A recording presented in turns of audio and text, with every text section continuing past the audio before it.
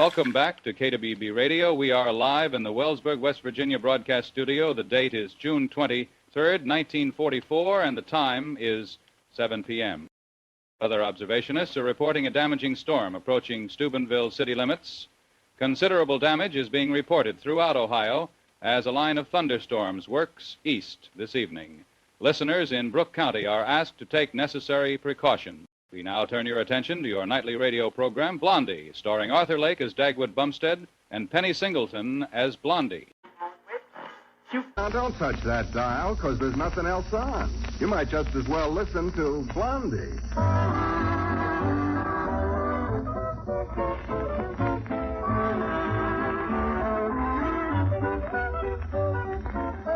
Blondie, rebroadcast for the servicemen and women of the United Nations with Penny Singleton and Arthur Lake as Blondie and Dagwood Bumstead, respectively. Before we join the Bumsteads of Shady Lane Avenue, let's gather around the bandstand for a curtain raiser from Lenny Kahn and his orchestra. Raise that curtain, Len.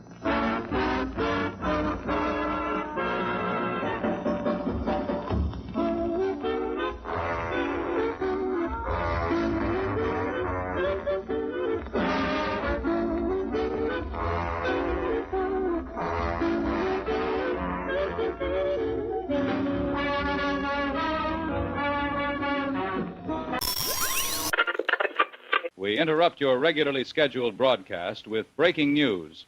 A strong storm has arrived this evening, bringing a wake of destruction in its path. What can only be described as a twister has touched down in the city of Wellsburg. Many residents along the west side of Main Street near the river have experienced destructive winds that have removed 20 rooftops and left thousands of glass windows blown out. Businesses along Main and Charles Streets are reporting considerable damage. This storm is traveling southeast, and at the present time is nearing the rural Franklin community and Independence Village. Anyone in these areas must brace for destructive winds. We will be right back with further damage assessments as reports are now flooding into the studio. What for? Jaywalking? No. I've been arrested on suspicion of bank robbery. Oh, Dagwood. Yeah, isn't it awful? What bank did you rob? The First National Bank. No. I mean, that's the one they think I robbed yesterday afternoon. I'm innocent, Blondie. Listen, will you come right down here right away and get me out of jail? I'm not happy here. All right, Dagwood. I'll get Mr. Dithers to meet me there. I'll call him right out. Okay, honey. Goodbye. Goodbye.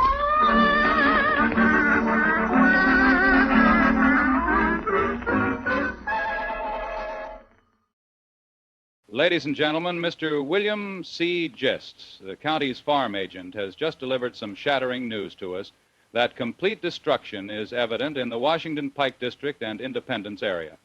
Mr. Gist is reporting that his farm on the Hinkson Road has sustained considerable damage. He also reports his relatives Joseph and James Gist property adjacent to his, located near the state line on the McAdoo Ridge, has been completely destroyed. 13 of 16 buildings, including the old schoolhouse, have been reduced to rubble on the Gist homestead. William Lowry of Franklin has reported his farm has sustained similar damages, with many of his livestock being killed and his home now unlivable. Dagwood, now that you're free, just relax. Yeah. And enjoy your chocolate soda. And tell us what happened. Yeah, why should they think you'd want to rob a bank? Yeah. They know, you know as I know, that crime doesn't pay. Yeah, but do they know, as I know, that the Dithers Company doesn't pay either? Bumstead, don't be so ungrateful. Yeah. Now explain things. Yeah, well, Blondie, you know what I've been telling you about the dreams I've been having lately? Oh, yes. It's sort of interesting, Mr. Dithers. Dagwood's been dreaming things that come true later. Yeah, that's right, Mr. Dithers. And who makes your dreams come true? A fairy godmother, precious? Oh, cut it out, J.C. Well, then be sensible. Mr. Dithers, don't you dare say another word until I find out why they arrested Dagwood on suspicion of bank robbery. Now, go ahead, Dagwood. Yeah, well, the other night I dreamt that the First National Bank would be held up. So, when I went in there yesterday morning, I told Mr. Hoop, the cashier... You did? Yeah, that the bank... We have now confirmed one fatality in Brooke County as a result of this evening's twister. Miss Montemore was killed after she was pulled from her home by the violent twister. She and her sister reside on the family farm. with portions located in Brooke and Washington County. This Monty Moore would be the only recorded fatality in Brooke County. This storm would continue into the village of Independence in Washington County, killing 2 before turning southeast. 2 additional fatalities were reported north of Claysville. Beginning in Wellsburg, this tornado would be the first recorded F4 to ever touch the state of West Virginia, measuring nearly a quarter-mile wide and traveling 105 miles before lifting in Garrett County, Maryland. In total, 30 lives were lost and tens of millions of dollars in damage occurred. This same line also produced the infamous Shinston F4, which killed 100 and devastated downtown Shinston.